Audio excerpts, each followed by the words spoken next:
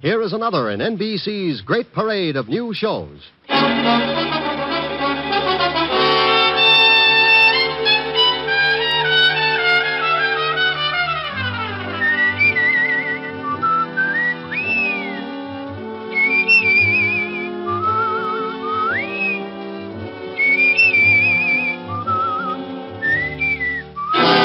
Now, Dick Powell as Richard Diamond, private detective.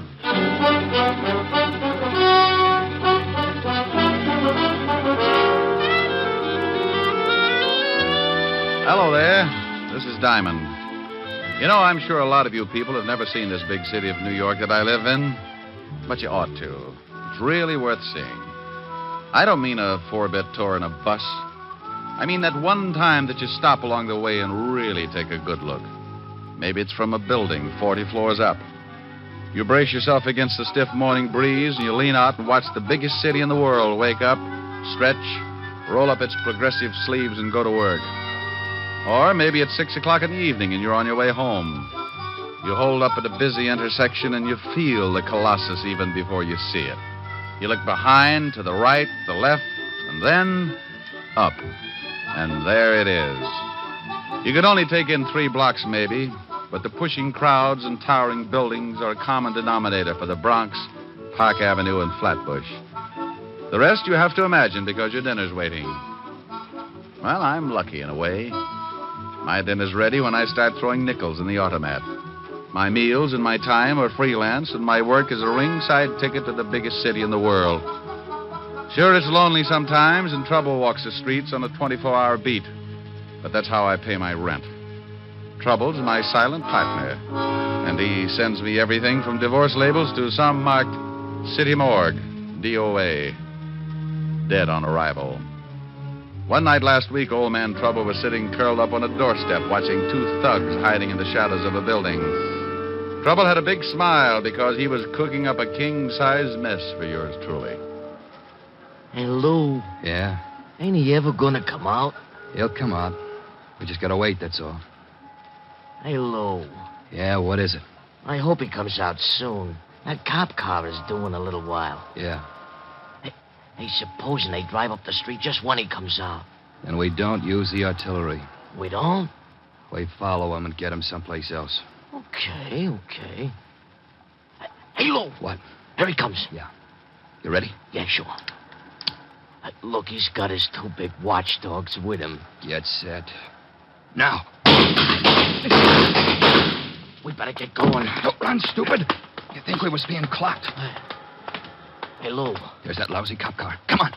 Where you going? In this club. Come on, hurry. Hey, Lou, supposing the cops come down here. Shut up. Table, gentlemen? Yeah, for my friend and me. Right this way. Sure, like a souvenir picture to take. Lou, are you crazy? We can't sit down at no table. They'll have the whole neighborhood covered in a few minutes. We can sit for a second, then we'll go out the back door. Here you are, gentlemen. Is this all right? Oh, just standing. Yeah, this is just fine, thank you. Very good, sir. I'll send a waiter right over. Oh, now, come on, Lou. Let's blow this joint. Wait till he gets further away. Please, Lou. Okay.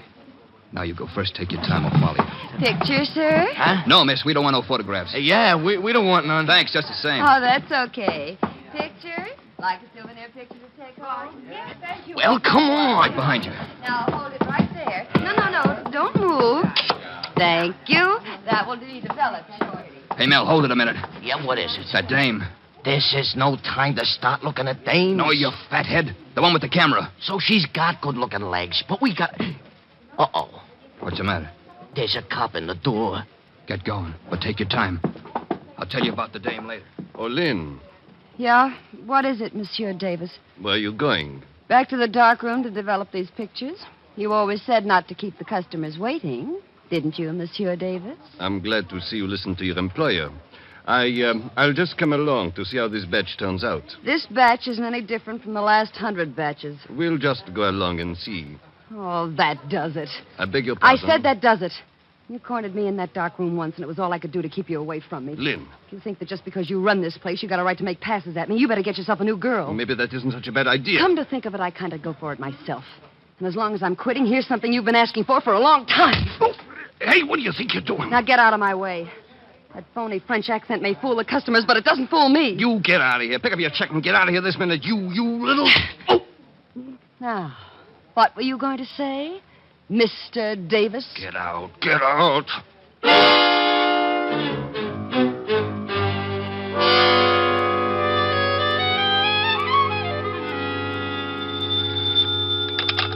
Diamond Detective Agency. If you've lost a body, let us dig it up. Oh, Rick, that's awful. Depends on who we dig up and how long he's been there. Rick, Hello, Helen, baby. you're simply gruesome. I know it, but my tongue matches my shirts. What do you do when you wear stripes? I tell everybody I've been licking barber poles. Oh. Nah. Thought you'd catch me, didn't you? No, I don't think I'll ever catch you. Oh, I think you're the prettiest little old gal in the whole dang breasted state. Flattery will get you nowhere. Have we got a date tonight? Only if the elevator's still running. Mr. Diamond? Hmm? Oh, I'll call you back later, honey. I think I just sighted a client. Mr. Diamond, please, I've got to talk to you. Well, honey, go back and shut the door. If too much smoke gets out of here, the ceiling will cave in. What? Oh, yes. All right. Rick, did I hear a girl's voice? I think so. But maybe she just wears those clothes because her mother never had a haircut. What does she look like? I can't tell you right now. I'm parked behind a curb. There. The door is closed, Mr. Diamond.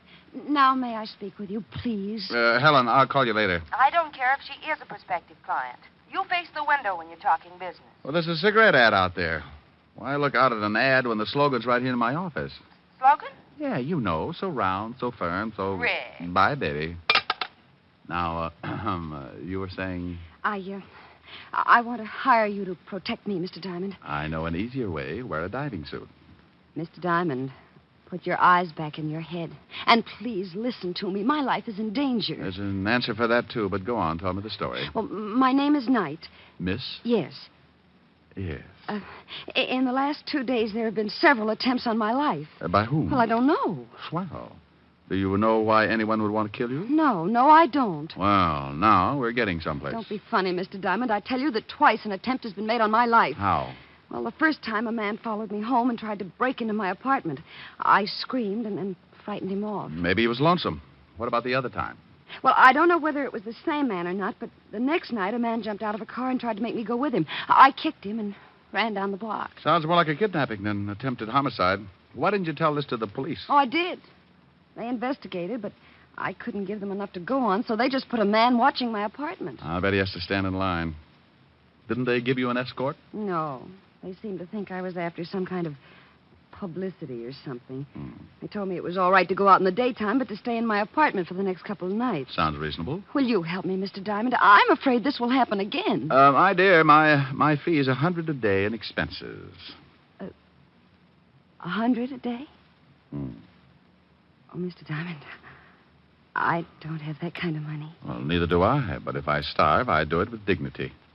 I can't lower my fee, Miss Knight. I never have. Well, then, I'll have to find another detective agency. There are a lot of good ones. I'm sorry, the rule might bend a little, but it won't break.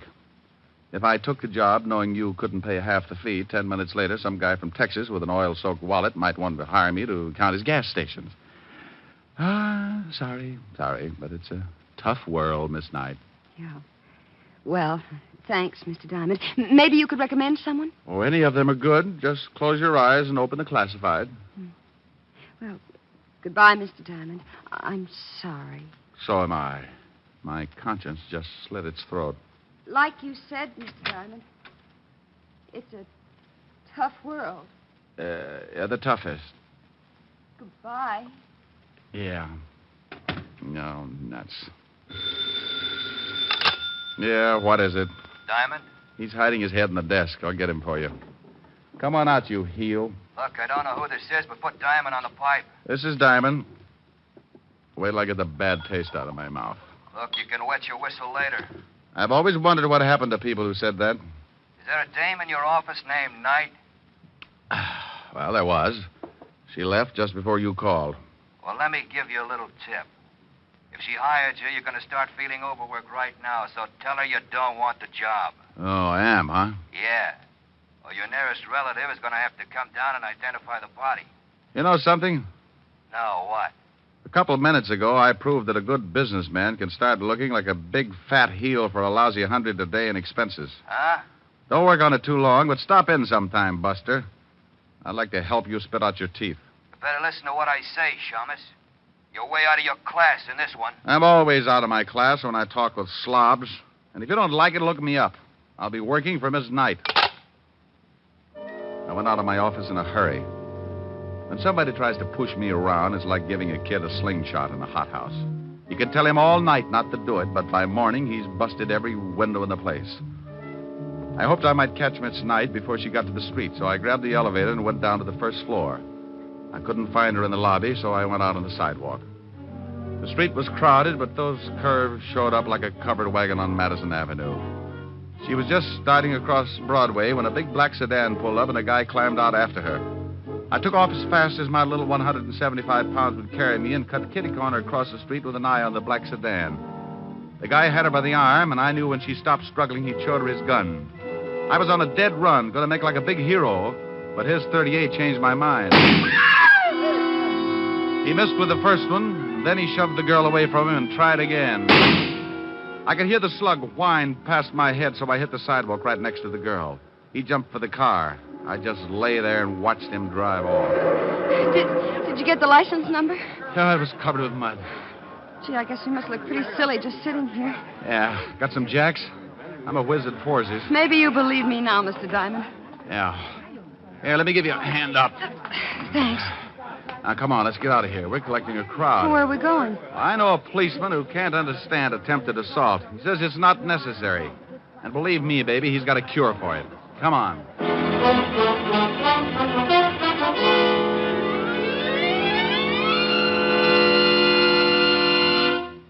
In just a moment, we will return to Richard Diamond, Private Detective, starring Dick Powell. But first, the National Safety Council reports that in almost every motor vehicle accident, there is one or more violations of the law, speed, drink, and carelessness being the worst offenders. The difficulty is that people continue to think of the horror of accidents as always happening to someone else. It never occurs to us that we may be killed dashing out to lunch tomorrow. Yes, it can and does happen, for it's the careless little chances each one of us takes every day that cause the big accident totals. Every motorist and pedestrian is urged to support actively the safety movement in his own community. Be careful. The life you save may be your own. And now, back to Dick Powell and the second act of Richard Diamond, Private Detective. Diamond is hurrying with his pretty client to see Lieutenant Levinson, head of homicide.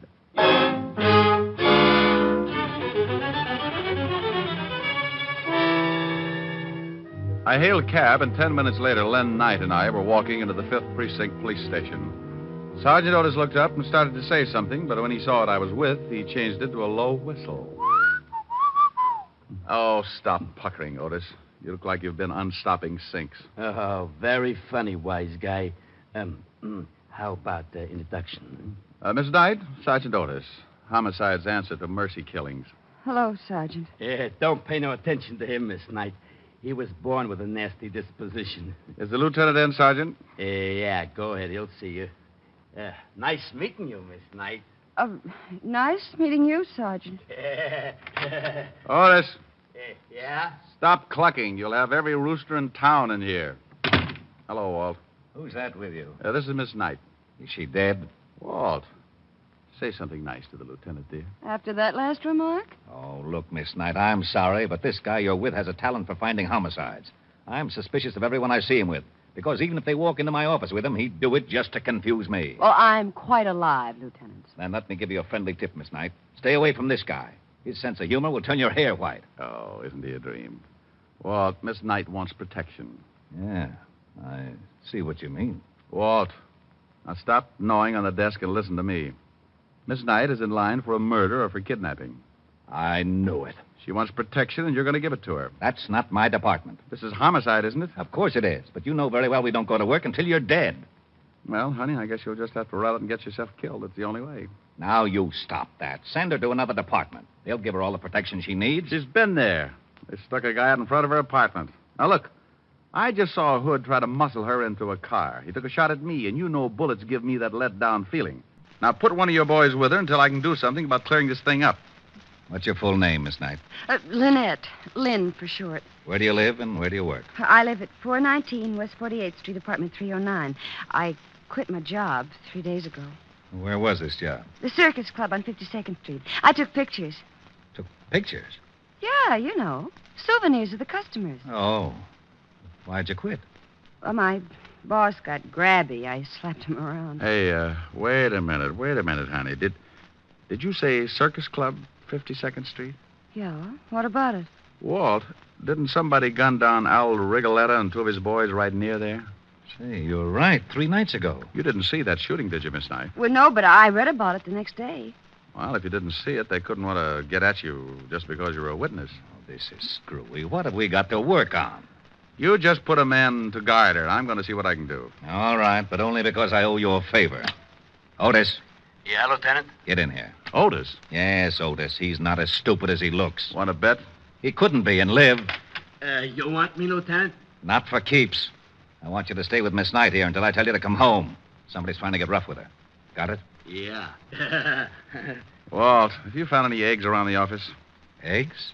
Otis, where do you hide your nest? Oh, Lieutenant, make this guy lay off for me. Yeah, Rick, lay off the poor guy. Otis, Yeah, Lieutenant. stop standing on one leg and wait outside, you mallet head. Oh, yeah, Lieutenant. Walt, I'll keep in touch. Okay. Mr. Diamond, Yes? thanks. I'll make it up to you some way. Don't strain yourself. I like an obligation to be fun. It will be. Rick, Yeah? bye. I left the 5th Precinct and headed for the Circus Club. It was a small place with sawdust on the floor and colored decorations like the inside of a circus tent. The place was still closed, but a short, dapper little guy in a gray business suit answered my knock. Yes, you're from the police? Why? You need them? I just put in a call. Someone burglarized the place last night. Oh. You know a girl named Knight? Lynn Knight? That's it. I most certainly do. I fired her 3 nights ago. If she's in some kind of trouble with the police, she deserves it. You must run this place. That's right. My name's Davis. Would you like to take a look at the room that was broken into? I certainly would. What did they steal? That's just it. I don't know. They turned it upside down, but I can't imagine what they were after. It's a dark room. A dark room? Yes. I have several girls that take pictures of the customers. They developed the prints in the back of the cafe. Right this way. Forget it. But I thought you wanted... I'm not from the police, Mr. Davis. I'm a private detective. Tell me, did Miss Knight turn in all her film the night she quit? I fired her. Difference of opinion. Did she turn in all her film? I know. As a matter of fact, she didn't. She left with her camera, and several customers got rather angry when their pictures weren't developed. You mean her last roll was still in that camera? It must have been. She didn't leave it in the dark room. I looked. Where's the phone? Right over there.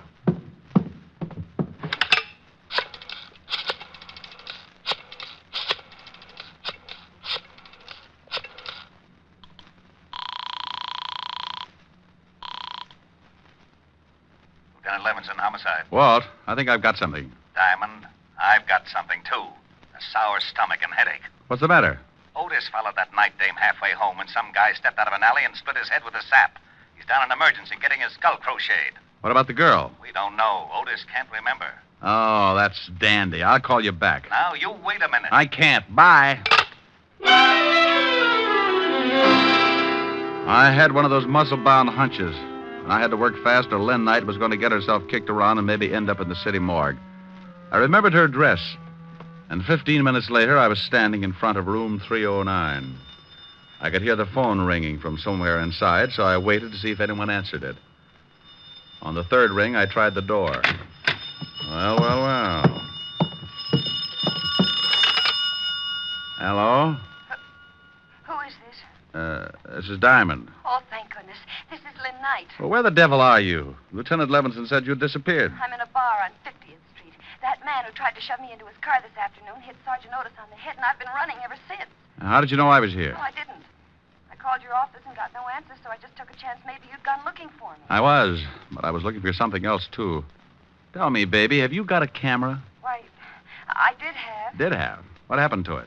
Well, I sort of sold it. Oh, you mean you hocked it? Well, I didn't need it anymore, and I did need the money. You stay right where you are, and I'll be down. What's the name of the place?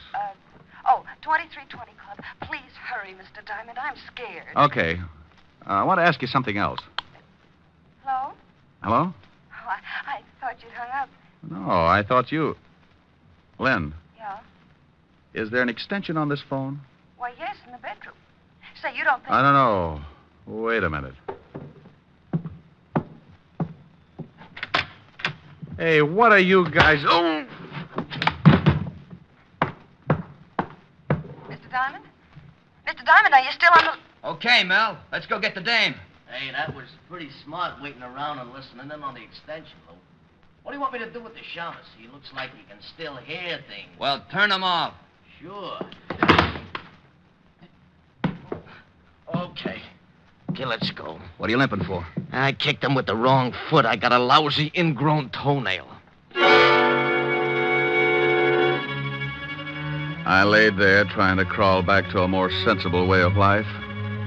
He'd kicked me so hard that it shook my eyes loose and they'd run back into my head to hide. Everything was suddenly crammed into a long funnel that disappeared into the floor, and I felt pretty sick. I was stuck in an acre of colored molasses, and trying to get myself loose was like pulling a pillow through a garden hose. When I finally made it, I stuck my head under a sink and let the cold water bring me back to normal. Then I headed for the 2320 Club in a hurry. Something I could do for you? I'm looking for a girl, but I don't see her. They come and go. It's like that around here. She had on a green skirt and a jersey blouse. Couldn't miss her unless you don't like girls. Oh, her. She used the phone and then she left. Alone? No, a couple of ugly-looking guys came in and she left with them. Hey, you know her? Yeah. Well, she forgot her purse. You might tell her. Her purse? Let me see it. Oh, no. Here's the badge, Buster. Oh, okay. He handed me the purse, and I went through it. Nothing much but a pawn ticket. I looked at it, and that hunch started biting my leg, so I took off for the pawn shop. Good afternoon. Here's a ticket. I want to claim the article. Sure. A11249. Here it is. Ah, lovely camera. Bingo. Did the girl sell it to you? No, she just wants me to claim it for her. Well, be careful. She said there was still some film in it. She wanted to come back and get it when she got a new job.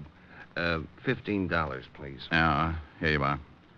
Is there a place around here where I can get the film developed? Right across the street. You can see it from here. Ah, thanks.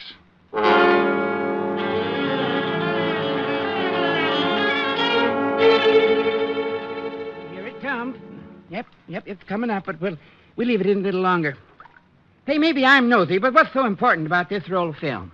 I'll tell you better when I look at it. Well, I'll turn on the light. There you are. Yeah. Well, nothing on this one.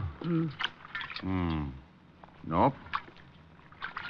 Hey, look at this. Oh, some old guy with his wife.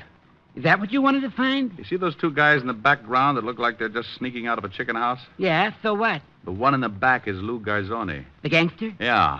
Give me that negative. Let's get out of here. Well, you two holding hands in there? Hey, who are you and what's the gun for? Take it easy, Doc. He shoots people. That's right. Now back into the room. All right, but take it easy with that gun. Give me that negative, Shamus. Okay. Yeah. Now, where's the picture? It's still in the juice. Well, get it. I'll get it. That's better.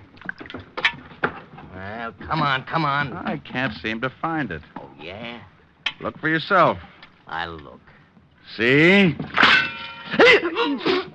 Say, you threw it in his face. That stuff might blind him. So now you can't see to kill you. My eyes. Get me to the doctor, quick. After you tell me where the girl is.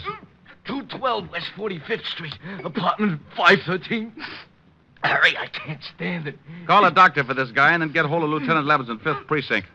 Tell him to meet me in front of 212 West 45th and to step on it. Yes, all right. I'll take those pictures. I can't stand it, I'm Ah, sure you can. It's no fun looking at the electric chair anyway.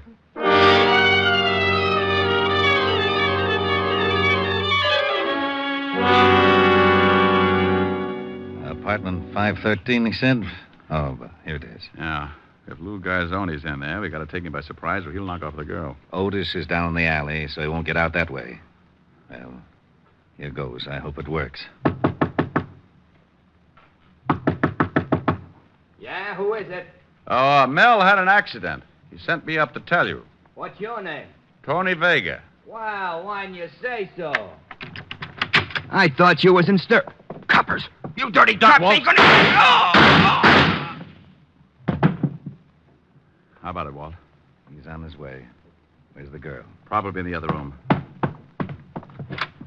Yeah. Take it easy, baby. All right. I'll get the gag on. Now, there you are. Oh, Mr. Diamond. Mr. Diamond, he was going to kill me. Yeah, I know. Is he all right? Sure, Walt. Oh, how about Garzoni? No hurry for the wagon. Oh. Now, will you please tell me how you knew Lou Garzoni was in this apartment? Well, he and his boy were after a picture Miss Knight took. Yeah, this one. Ah. There they are in the background. He was an old enemy of Al Rigoletto, wasn't he, Walt? Yeah. Why? Oh, I bet he was the one who rubbed him out. Then he and his boy ducked into the nightclub. Garzoni saw his picture taken, so they went after Lynn. Why, Mr. Diamond, Oh, what's the matter? you finally called me Lynn. Well, Lynn. You go home and take it easy. I might stop by tomorrow. What's the matter with tonight? I've got a piano lesson. Bye. Otis! Yeah, Lieutenant? Is it all over? Yes, you hammerhead. Now get out of that garbage can and see if you can find your way back to the station.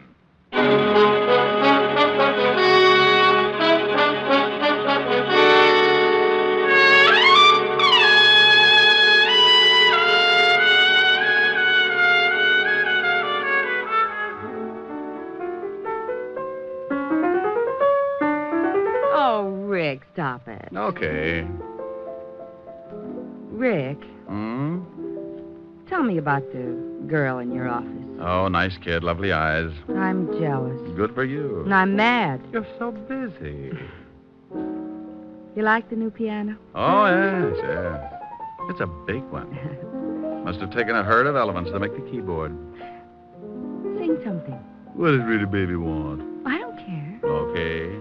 Oh, I don't care. I don't care. Rick. Well, that's what you said. You said that. Yes, you did. Something nice. All right. Everywhere you go, sunshine follows you. Oh, that's such a beautiful tune. Really? Everywhere you go, skies are always blue. Rick. I'm going to finish it. Children love you, they seem to know. You bring the roses right out of the snow. The whole world says hello. Everywhere you go. Do you suppose the guy who wrote that song ever got shot at? Oh, Rick, you idiot. Come here. Oh. This is much more fun than piano lessons.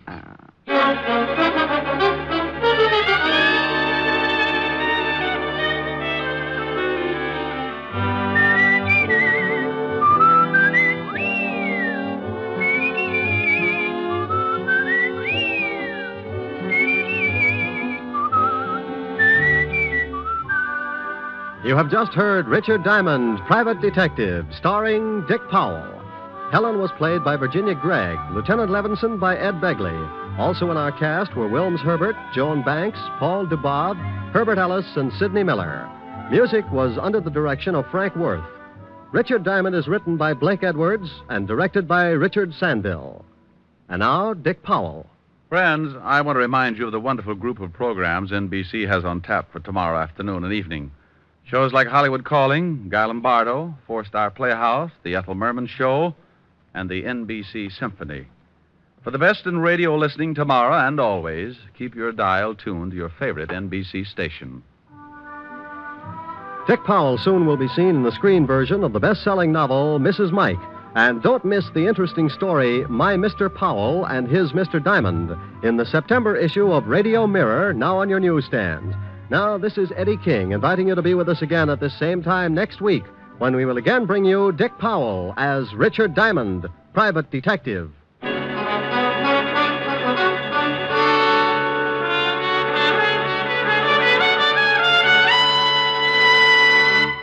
This is NBC, the national broadcasting company.